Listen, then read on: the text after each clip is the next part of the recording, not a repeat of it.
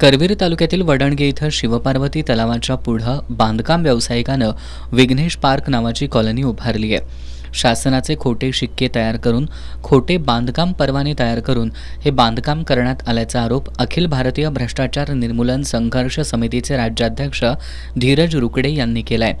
वडणगे ग्रामपंचायतीकडे याबाबत तक्रार करण्यात आली असून ग्रामपंचायतीनं बेकायदेशीर बांधकाम हटवावं, अन्यथा जिल्हा परिषदेच्या मुख्य कार्यकारी अधिकाऱ्यांकडे याबाबत दाद मागणार असल्याचं रुकडे यांनी सांगितलं.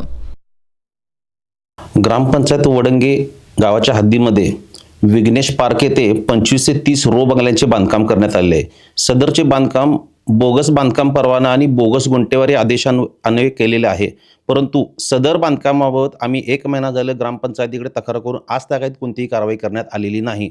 त्यामुळे या बांधकामाचा बुडलेला महसूल हा शासनाचा बुडलेला महसूल आहे. त्यामुळं ग्रामपंचायत अधिकारी नेमक्या कोणाच्या तोंबड्या भरत आहेत हे पाहणं महत्त्वाचं आहे. कारण काही दिवसांपूर्वी सफाई कामगारांनी काम बंद आंदोलन केलं, कारण ग्रामपंचायतकडे पगार द्यायला पैसे नाहीत. त्यामुळे सदरचे बांधकाम बेकायदेशीर असून ते ताबडतोब पाडावे किंवा त्यावर योग्य ती कायदेशीर कारवाई करावी यासाठी आम्ही प्राधिकरण आणि CO जिल्हा परिषद यांच्याकडे मागणी करणार आहोत.